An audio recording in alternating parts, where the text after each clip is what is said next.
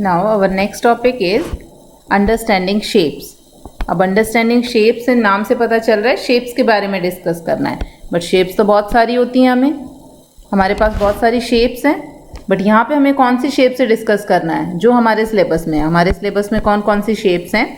First है हमारे पास quadrilateral, तो हम उन्हीं के बारे में डिस्कस करेंगे, एक्स्ट्रा शेप्स नहीं करेंगे। क्वाड्रिलेटरल के बाद हमारे पास दे रखा है पैरेललोग्राम। क्वाड्रिलेटरल के भी बहुत सारे टाइप्स होते हैं, तो सारे टाइप्स नहीं दे रखी यहाँ पे, दे रखा है parallelogram. Next is rectangle, obviously rectangle है तो स्क्वायर भी होगा। नेक्स्ट है रोम्बस और साथ में क्या आ गया? स्क्वायर।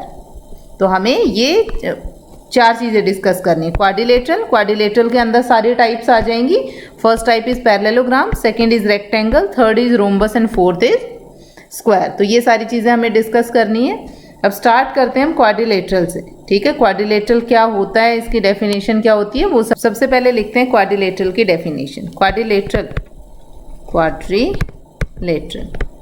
क्वाड्रिलेटरल का मतलब होता है अ क्लोज्ड फिगर जिसमें हमारे पास कितनी साइड्स हों? 4 साइड्स हों। तो यही हम लिखेंगे, अ क्लोज्ड फिगर। कोई भी फिगर पहली बात तो क्लोज्ड होनी चाहिए और उसकी कितनी साइड्स होनी चाहिए? हमारे पास 4 साइड्स होनी चाहिए, तो उसको बोलते हैं क्वाड्रिलेटरल, ठीक है। किसी भी शेप में हो सकती है, आप कैसे भी ले सकते हो, ठीक है। अभी हम उसकी टाइप्स के बारे में डिस्कस नहीं कर रहे, तो इसलिए उसकी शेप हम कैसे भी ले सकते हैं। दिस इज़ अ क्वाड्रिलेटरल, ठीक है। ABCD हमारे पास क्या हो गया? क्वाड्रिलेटरल हो गया। फिर उसके बाद आता है हमारे पास convex quadrilateral and concave quadrilateral, ठीक है। तो पहले डिस्कस कर लेते हैं कॉन्वेक्स क्वाड्रिलेटरल, ठीक है। क्वाड्रिलेटरल में कॉन्वेक्स हमारे सिलेबस में है, कॉनकेव हम जनरली नहीं लेते क्वेश्चंस के लिए, इसलिए कॉन्वेक्स के बारे में ज़्यादा डिटेल में बताया हुआ है। अब कॉन्वेक्स क्वाड्रिलेटरल क्या है, इम्पॉर्टेंट है, आपको ध्यान रखना है। क्वाड्रिलेटरल मैं शॉर्ट में लिख रही हूँ, इन विच क्या होना चाहिए क्वाड्रिलेटरल में हमारे पास? The line segment joining the 2 points. अगर मैं क्वाड्रिलेटरल के किन्हीं भी 2 पॉइंट्स को जॉइन करूं, तो वो जो लाइन सेगमेंट है वो हमारी क्वाड्रिलेटरल के अंदर होनी चाहिए, बाहर लाई नहीं करेगी, इनसाइड लाई करनी चाहिए। तो that quadrilateral is called convex quadrilateral. और अगर लाइन हमारी बाहर की साइड लाई कर रही है तो वो हमारा क्या हो जाएगा? कॉनकेव क्वाड्रिलेटरल हो जाएगा। इट्स इंटीरियर लाई। तो एक बार दोबारा से कन्वेक्स क्वाड्रिलेटरल की डेफिनेशन देखते हैं। कॉन्वेक्स क्वाड्रिलेटरल का मतलब है अ quadrilateral in which the line segments joining any 2 points in its interior lies wholly in the interior is called a convex quadrilateral। तो मतलब आपके पास जो भी क्वाड्रिलेटरल है, सपोज जो हमें ABCD दे रखा था, अगर ये क्वाड्रिलेटरल मैं ले रही हूँ, इसके अंदर कोई भी 2 पॉइंट आप ज्वाइन करो, कोई भी, चाहे वो लाइन के ऊपर हो चाहे वो इनसाइड हो, तो अगर आप उनको ज्वाइन करो तो जो लाइन आएगी वो भी इनसाइड द फिगर आनी चाहिए, ठीक है। ये ध्यान रखना है, ये हो जाएगा कॉनकेव। और अदरवाइज अगर इंटरनल लाई नहीं करते तो क्या हो जाएगा हमारे पास? कॉनकेव, अदरवाइज कॉनकेव क्वाड्रिलेटरल, ठीक है। एक शेप बना देती हूँ मैं कॉनकेव की, ताकि ध्यान रहे आप लोगों को।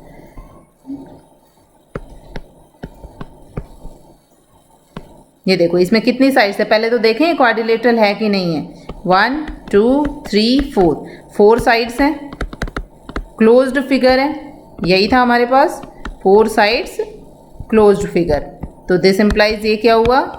एक क्वाड्रिलेटरल है, ठीक है, एक क्वाड्रिलेटरल हो गया हमारे पास। बट अब अगर मैं इसको नेम देती हूँ AB, ये मैंने नेम दे दिया इसको C और ये D। But if we join A and C, अब A एंड C को जॉइन करो आप।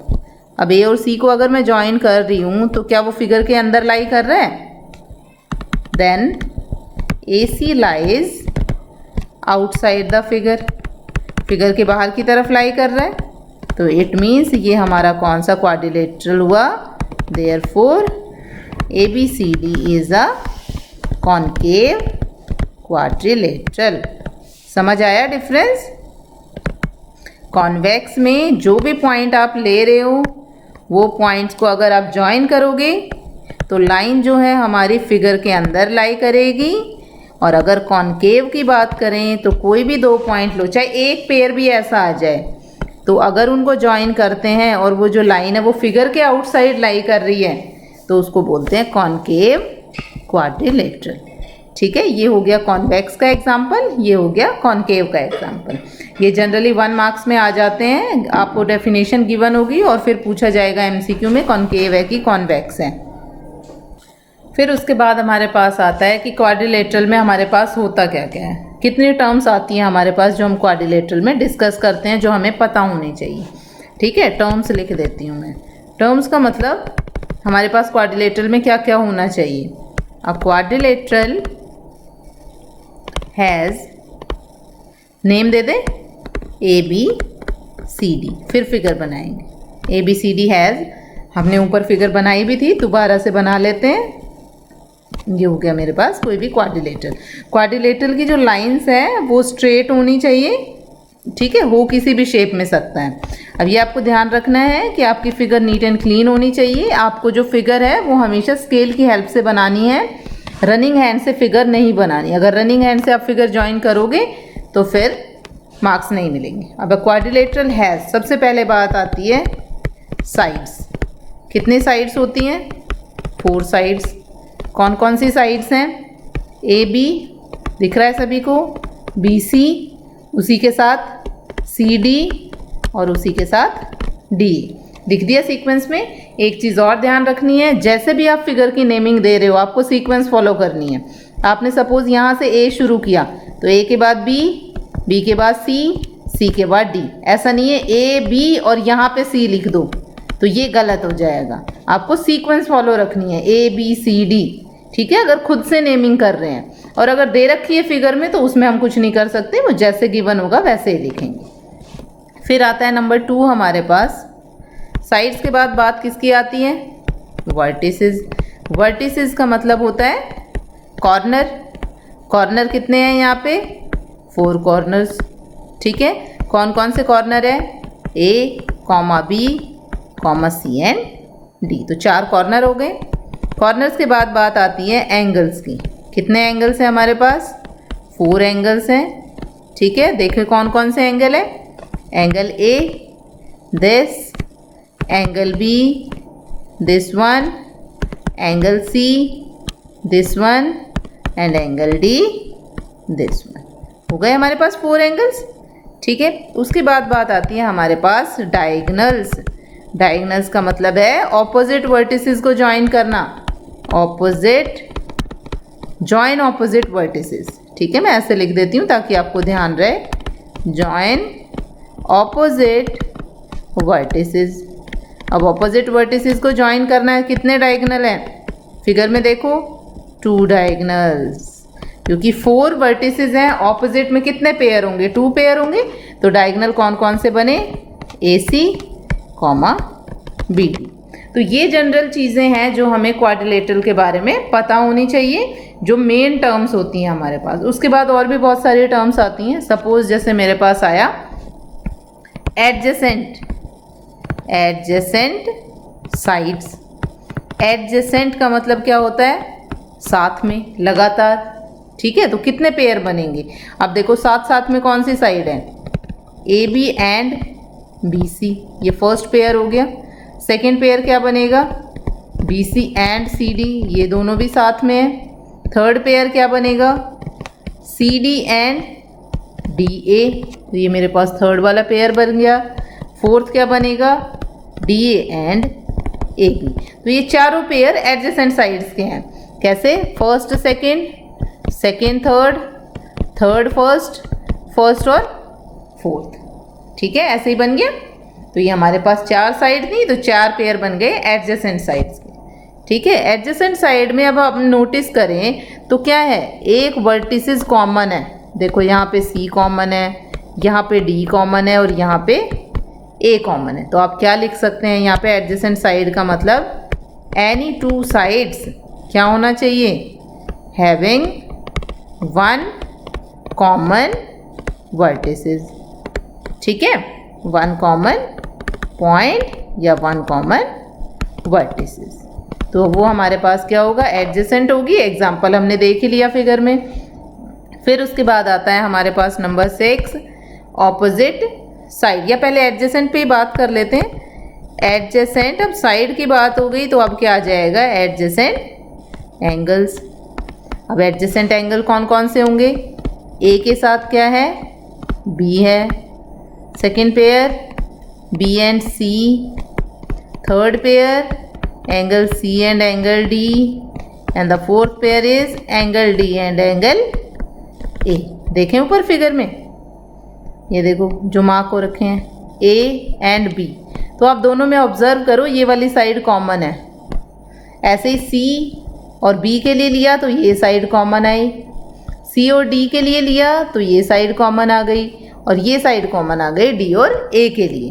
तो जब एडजेसेंट साइड्स हैं तो एक पॉइंट कॉमन होना चाहिए। जब एडजेसेंट एंगल्स हैं तो क्या होगी, एक साइड कॉमन होगी। तो क्या लिखें, 2 एंगल्स हैविंग 1 कॉमन साइड, या फिर हम क्या बोलते हैं, आर्म। ठीक है, साइड बोलो आर्म बोलो एक ही बात है। तो वो क्या होंगे, एडजेसेंट एंगल्स हो जाएंगे। अब एडजेसेंट पे बात हो गई, अब आ जाते हैं ऑपोजिट पे। अब पहले ऑपोजिट साइड की बात कर लेते हैं। नाम से पता चल रहा है ऑपोजिट मतलब उल्टा, एक दूसरे के उल्टा। तो कितने पेयर बनेंगे हमारे पास, 2 पेयर्स बनेंगे। तो कौन कौन से पेयर बने, A B and C D, कुछ भी कॉमन नहीं होना चाहिए, और साथ में A D and B C. हो गए ऑपोजिट।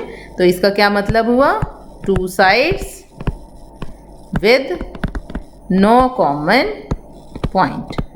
ठीक है, कोई भी कॉमन पॉइंट उसमें नहीं होना चाहिए। फिगर में देख सकते हैं आप, A B, this is A B, इधर सी डी, कुछ भी कॉमन नहीं है, इधर बी सी और इधर डी है, कुछ भी कॉमन नहीं है। तो ऐसे ऑपोजिट साइड है तो ऑपोजिट एंगल्स भी आ जाएगा। तो ऑपोजिट एंगल में भी क्या होगा, कुछ भी कॉमन नहीं होगा। यहाँ बी एंगल, यहाँ D angle, A angle, C angle. तो लिखते हैं ऑपोजिट साइड के बाद हमारे पास नेक्स्ट टर्म क्या आ गई, ऑपोजिट एंगल्स। तो कौन कौन से एंगल्स बने, 2 पेयर बनेंगे obviously, angle A and angle C. Second क्या बना हमारे पास, angle B and angle D. तो इसमें भी क्या आ जाएगा हमारे पास, 2 एंगल्स विद, ऊपर क्या था हमारे पास, 1 कॉमन आर्म। तो इसमें क्या आ जाएगा, नो कॉमन आर्म या नो कॉमन साइड। हमारे पास कोई भी साइड कॉमन आएगी ही नहीं उसमें। तो ये हमारे पास क्या हो गया, ऑपोजिट एंगल्स, एडजेसेंट एंगल्स। ठीक है, फिर हमारे पास एक बहुत ही इंपॉर्टेंट प्रॉपर्टी है क्वाड्रिलेटरल पे, जैसे कि हम ट्राइंगल पे पढ़ के आ चुके हैं। ट्राइंगल पे याद करो, एक ही प्रॉपर्टी सबसे ज़्यादा इंपॉर्टेंट बोली जाती है, that is the angle sum property. ठीक है, एंगल सम प्रॉपर्टी, पर वो हमने किसके लिए पढ़ा है, ट्राइंगल के लिए। तो यहाँ पे पढ़ेंगे angle sum property of quadrilateral. Angle sum property of triangle क्या होती है कि ट्राइंगल के तीनों सम, एंगल का सम 180 डिग्री होना चाहिए। बट क्वाड्रिलेटरल में कितने एंगल्स होते हैं हमारे पास, 4 एंगल्स। तो 4 एंगल्स का सम होना चाहिए, कितना होना चाहिए, 4 एंगल्स, और उनका सम कितना होना चाहिए, 360 डिग्री। ठीक है, चारों एंगल को अगर ऐड करो तो उसका सम कितना होगा, 360 डिग्री। तो ये हमारे पास क्या है, एंगल सम प्रॉपर्टी। ठीक है, पर आपको पूरा लिखना है, angle sum property of quadrilateral. तो पहले तो मैं लिखती हूँ थ्योरम की स्टेटमेंट। क्या हुई थ्योरम की स्टेटमेंट हमारे पास, the sum of 4 interior angles. ठीक है, 4 एंगल्स बोले या इंटीरियर एंगल्स बोले, एक ही बात है, ऑफ अ क्वाड्रिलेटरल। किसकी बात कर रहे हैं यहाँ पे, क्वाड्रिलेटरल। तो क्वाड्रिलेटरल के बारे में लिखना है, इज 360 डिग्री। ठीक है, अब फिगर बनाते हैं सबसे पहले क्वाड्रिलेटरल के लिए। अब क्वाड्रिलेटरल की कैसे भी फिगर आप ले सकते हो। ये चीज़ ध्यान रखनी है, क्वाड्रिलेटरल का जब हम यूज़ कर रहे हैं, पर हम पढ़ तो क्या चुके हैं, पहले ट्राइंगल पढ़ चुके हैं प्रीवियस क्लासेस में। तो हम जो क्वाड्रिलेटरल को प्रूव कर रहे हैं उसके लिए हम किसका यूज़ करेंगे, ट्राइंगल्स का यूज़ करेंगे। ठीक है, ट्राइंगल में हम क्या क्या पढ़ चुके हैं, एंगल सम प्रॉपर्टी पढ़ चुके हैं, तो वो हम यहाँ पे यूज़ करेंगे। अब मैंने इसको नेम दे दिया A B C D। ठीक है, थ्योरम का सबसे पहला बेसिक स्टेप क्या होता है? गिवन, कि थ्योरम में हमें क्या गिवन है, बहुत इंपॉर्टेंट है ये। सबसे पहला स्टेप होता है गिवन। तो गिवन में हमें क्या गिवन है? अ क्वाड्रिलेटरल। तो हमें क्वाड्रिलेटरल का नाम क्या दिया? ABCD। इसके अलावा हमें कुछ नहीं दे रखा, वहाँ तक छोड़ दिया। टू प्रूव, मतलब हमें क्या प्रूव करना है थ्योरम में? क्या प्रूव करना है? Sum of 4 angles is 360। Angle A plus angle B plus angle C plus angle D equals to 360 degree. हो गया टू प्रूव। थर्ड स्टेप आता है कंस्ट्रक्शन, अगर हमें ज़रूरत है। कई बार क्वेश्चन में ज़रूरत पड़ती है, कई बार नहीं ज़रूरत पड़ती। अब कंस्ट्रक्शन का मतलब जो हम खुद कंस्ट्रक्ट कर रहे हैं, जो हम खुद बना रहे हैं। अब आप ऑब्जर्व करो, हमने क्वाड्रिलेटरल को 2 पार्ट में ब्रेक किया, फर्स्ट ट्राइंगल और सेकंड ट्राइंगल में ऐसे ब्रेक किया। तो हमने क्या किया? A से C वाली लाइन को ज्वाइन किया। तो कंस्ट्रक्शन में हमारे पास क्या आएगा? ज्वाइन A टू C या ज्वाइन A एंड C। ये हमने खुद ड्रॉ किया है, इसलिए इट इज़ अ कंस्ट्रक्शन। ठीक है, उसके बाद स्टेप आता है प्रूफ, कि हमें थ्योरम कैसे प्रूव करनी है। अगर आप गिवन टू प्रूव कंस्ट्रक्शन और फिगर बना देते हो तो भी क्वेश्चन में 1 मार्क आपको मिल जाएगा। It is very much important, तो आपको ध्यान रखना है। ठीक है, अब प्रूफ स्टार्ट करते हैं। प्रूफ में देखो, हमने क्या किया? ट्राइंगल को ब्रेक किया है 2, हमने क्वाड्रिलेटरल को ब्रेक किया 2 ट्राइंगल में, और डील किस पे करना है? एंगल्स पे। अब यहाँ पे एंगल A 2 पार्ट में डिवाइड हो गया, दिस एंड दिस। तो मैं क्या करती हूँ? नेम दे देती हूँ ताकि बार बार लिखने में प्रॉब्लम ना हो। This is angle 1, this is angle 2, this is angle 3 and this is angle 4। और कोई रीज़न नहीं है नेम देने का, हमें बार बार लिखने में प्रॉब्लम ना हो, इसलिए हमने नेमिंग दी है। अब स्टार्ट करते हैं फर्स्ट ट्राइंगल से। इन ट्राइंगल, कौन सा ट्राइंगल लिया हमने? ACD। फर्स्ट ट्राइंगल में हम देखें तो हमें क्या पता है? Angle D plus angle 4 plus angle 3 equals to 180 degree. Reason में क्या आ जाएगा? Angle sum property of triangle. तो angle sum property of triangle ऐसे आपको लिखना है। इस इक्वेशन को नेम दे देते हैं, दिस इज फर्स्ट इक्वेशन। फिर हमारा सेकेंड ट्राइंगल क्या था? In triangle ABC। इसमें भी हमें पता है, क्या पता है हमें? Angle B plus angle 1 plus angle 2 equals to 180 degree. This is equation 2। Again the reason being angle sum property of triangle. ठीक है, अब देखो बाय 1 एंड 2 या हम क्या कर सकते हैं? दोनों को ऐड कर सकते हैं। क्यों ऐड कर रहे हैं? राइट हैंड साइड में 180 है, इधर 180 है, दोनों को ऐड करेंगे तो 360 आएगा, जो कि हमें प्रूव करना है। तो इसलिए हम यहाँ पे क्या लिखेंगे? Adding 1 and 2। जब भी ऐड करते हैं राइट हैंड साइड राइट में ऐड होता है, लेफ्ट हैंड साइड लेफ्ट में ऐड होता है। Angle 4 plus angle 3 plus angle B plus angle 1 plus angle 2 equals to 180 degree plus 180 degree. ठीक है, angle D as it is, angle B as it is, इनकी ज़रूरत नहीं थी।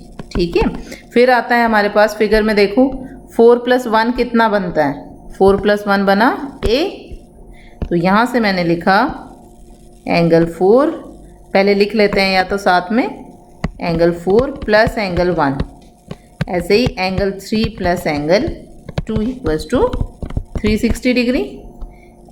Angle D as it is, angle B as it is, angle 4 + 1 बना angle A, और ये बना angle C equals to 360 degree. थोड़ा सीक्वेंस में लिख लेते हैं, angle A plus angle B plus angle C plus angle D equals to 360 degree. यही हमें प्रूव करना था, टू प्रूव में यही लिखा था, तो हम लास्ट में लिखेंगे हैंस प्रूव्ड। ठीक है, इंपॉर्टेंट थ्योरम है, रिजल्ट इसका यूज़ होगा क्वेश्चन में, तो हम स्टेटमेंट में सिर्फ इतना लिखेंगे, जैसे यहाँ रीजन में लिखा है angle sum property of triangle, वैसे ही हम लिखेंगे angle sum property of quadrilateral. तो आपको स्टेटमेंट भी लर्न होनी चाहिए, प्रूफ भी आना चाहिए अच्छे से। इसके बाद हमारे पास क्या आता है? Classification of quadrilaterals. क्लासिफिकेशन का मतलब है कि हम क्वाड्रिलेटरल को कितने टाइप्स में, कितने पार्ट्स में ब्रेक कर सकते हैं और उनकी क्या क्या प्रॉपर्टीज़ होती हैं। ठीक है, तो हम नेक्स्ट कर रहे हैं क्लासिफिकेशन किसका, क्वाड्रिलेटरल का, क्योंकि चैप्टर हमारा कौन सा है, क्वाड्रिलेटरल है। Classification of quadrilaterals. ठीक है, फर्स्ट हमें पता है क्वाड्रिलेटरल कौन से होते हैं, हमें पहले इनकी टाइप्स लिख लेते हैं। फर्स्ट हमारे पास आता है पैरेललोग्राम, फिर हमारे पास आता है second one is rectangle. One by one step पे प्रोसीड करेंगे। थर्ड हमारे पास आता है rhombus. Next one is square. Next one is trapezium. Next one is kite. ठीक है, तो हमारे पास कितने टाइप के क्वाड्रिलेटरल्स हुए, 6 क्वाड्रिलेटरल हुए। क्वाड्रिलेटरल की ही टाइप है, मतलब इनकी साइड्स कितनी है, 4 साइड्स हैं इनके पास, parallelogram, rectangle, rhombus, square, trapezium and kite. तो जो ये हमारे पास क्वाड्रिलेटरल हैं, इनकी सर्टेन प्रॉपर्टीज़ होती हैं, वो प्रॉपर्टी हमें यूज़ होगी आगे क्वेश्चन सॉल्व करने के लिए। तो इनको बहुत ही डिटेल में डिस्कस करेंगे। नेक्स्ट क्लास में हम इनकी प्रॉपर्टीज़ डिस्कस करेंगे। जितने भी क्वाड्रिलेटरल लिखे हैं 1, 2, 3, 4, 5 एंड 6, तो इनकी क्या करेंगे, प्रॉपर्टीज़ डिस्कस करेंगे इन द नेक्स्ट क्लास।